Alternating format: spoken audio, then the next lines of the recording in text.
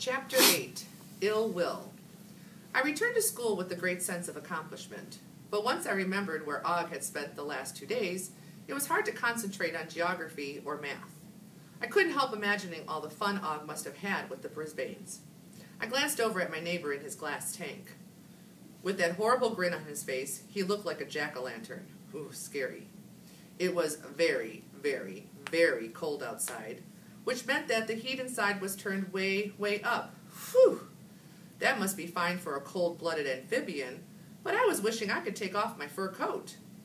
Then the warm air woke up the crickets, who started singing, and there was a squeak, squeak, squeak that was not coming from me, but from Seth as he wiggled in his chair. It sounded like jingle bells. Squeak, squeak, squeak, squeak, squeak, squeak, squeak, squeak, squeak, squeak, squeak. The squeaking made Gail giggle noisily, which made Mrs. Brisbane loudly shush her. I was looking forward to some peace and quiet during recess, knowing Og wouldn't want to chat, but when the time came, Mrs. Brisbane announced that the class would stay inside. She brought out all kinds of interesting things to play with. I must admit, I wished I could get out of my cage and play along with the rest of the class. Art and Richie built a tall tower out of tiny bricks, while Kirk and Seth worked on a jigsaw puzzle. AJ and Garth played a game where you slap down cards. Heidi and Gail played another kind of a game, moving little plastic men around a board. Mandy, Saya, and Miranda came over to ask Tabitha to play with them. She didn't even look up. She just shook her head. "I don't know why we even try to be friends with her," Mandy whispered to the other girls. Saya just sighed sadly. I knew how she felt. "Og, can you hear me?" I squeaked. "I have something to ask you." I figured even though I couldn't understand him, maybe he could understand me. "See how much fun it is to play with your friends?" I asked. It probably sounded like squeak, squeak, squeak, but he could have at least responded with a boing. I decided to squeak up louder this time. I couldn't even hear myself because of all the yelling. Yelling? I looked around to see who was making all that noise. It wasn't "Lower your voice, AJ," or "Repeat it, please, Richie." It was Gail. She had stopped giggling and started shouting. And the person she was shouting at was her best friend, Heidi. "You cheated! I saw you!" she yelled. "I didn't," Heidi said. "I wouldn't cheat." "Well, you must have. You always win. I'm never playing with you again, cheater," Gail shouted. Mrs. Brisbane quickly moved toward them. "Girls, please." "I didn't cheat," insisted Heidi. "I'm not a cheater." Gail put her fingers in her ears. "Did too, cheater, cheater, cheater." Everyone else in the class stopped playing and stared at the two girls. Mrs. Brisbane was right between them now. "Girls, please calm down and be quiet." Heidi and Gail were quiet, but they glared at each other angrily. "Tell me what happened, Gail." Calmly. Gail wiped away some tears. "Well, she was supposed to move her man 5 spaces, and she moved it 6 spaces. And that gave her a bonus jump, and she won. She cheated." "Did not," Heidi shouted. "I only went 5. The teacher held up both hands. "Stop. I want you two to cool off before we talk about it. You're such a good friend. Now let's work this out." "She's not my friend anymore," said Gail. And now she was crying harder. "Thank goodness," Heidi shot back, "because I can't stand you, crybaby." "Cheater."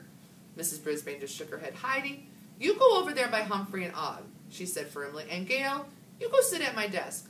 Try and settle down." The girls did as they were told. I think they were glad to get away from each other.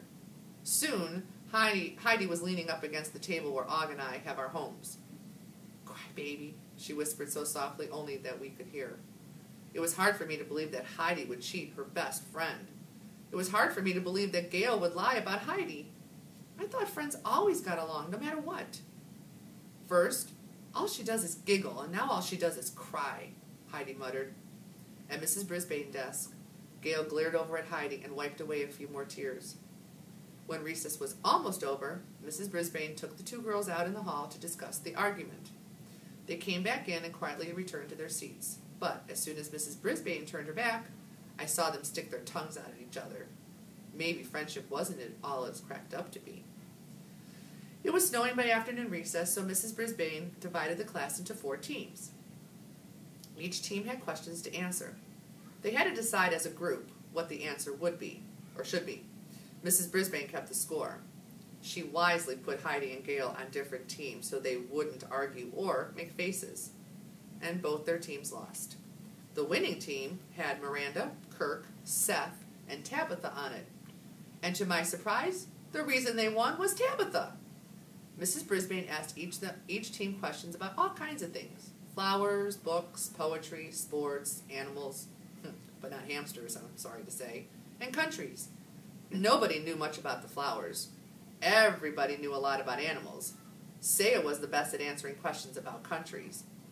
Would you believe there's a country with a capital called Tegucigalpa? I had to write that one down. But Tabitha was the best at answering questions about sports. She knew soccer teams, volleyball rules, and golf champions. The boys all seemed amazed. As the quiz went on, there seemed to be more and more questions about sports. Maybe that was an accident, but when Mrs. Brisbane is involved, things don't usually happen by chance. By the end of the recess period, Tabitha's team had scored 40 points. They would have scored even higher if Kirk hadn't said that the Gettysburg Address was the number on the Gettysburg family home. Even I know it was a speech written by a very famous president. He got a laugh and lost 2 points, but it didn't matter. The next closest team only had 28 points. "We won!" yelled Seth, the team captain. "Way to go!" And he high-fived Tabitha, Miranda, and Kirk. "3 cheers for Tabitha," said Miranda. "Hip, hip, hooray! Hip, hip, hooray! Hip, hip, hooray!" I squeaked, jumping up and down for joy.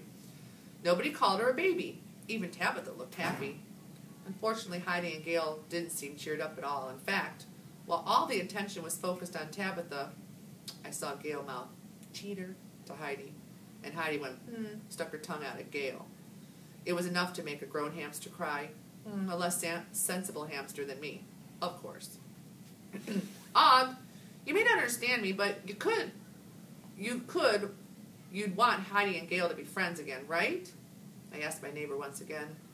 Everyone had gone home for the day. I didn't expect him to understand me. I was just thinking out loud.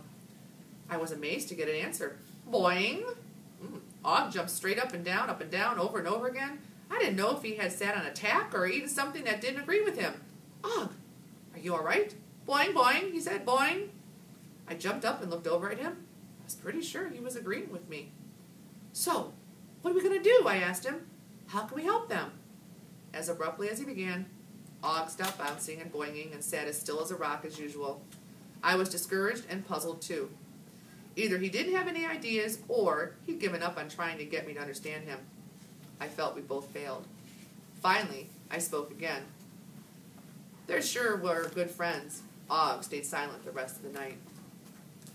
Hours later, when Aldo arrived, I was still trying to figure out what Google Eyes had been trying to tell me. This was a most peculiar frog. "Good evening, gentlemen. Mind if I join the party?" said Aldo as he flicked on the lights and rolled his cleaner card into room 26. "Without you, there is no party," I told him. Speaking of parties, Richie's having a big party for his birthday soon. Repeated please Richie Rinaldi happened to be Aldo's nephew. It's going to be a very big deal. Since I had never been to one, any birthday party sounded special to me. "They're having entertainment, like a show or something. Hey, you guys want to see my latest trick?" asked Aldo, grabbing his broom. The custodian had already proved his talents to me by balancing his broom on the tip of one finger for a long, long, long time. Once he balanced it on top of his head. This time, he threw his head back and balanced the tip of the broom on his chin for an equally long period of time. When the broom finally wobbled too far, Aldo caught it and took a deep bow. "Bravo, Aldo," I squeaked as loudly as I could. "Thank you, Hump." He glanced at Og. "What's the matter with Froggy? You don't like tricks?" "It's not you," I said softly. "It's him." Aldo grabbed his lunch and pulled a chair close to my cage. It's just a silly trick. I'm not good at anything useful." "Not true," I argued. Aldo took a sandwich out of his bag and began chewing on it. "No, Hump, I've been thinking about it a lot because of this." And he pulled out a piece of paper out of his pocket. "This is the application for City College. If I want to go there, I have to fill it out. So I wrote my name, my address, all that. But when I got to the part that asked what I want to study, I got stuck," he explained.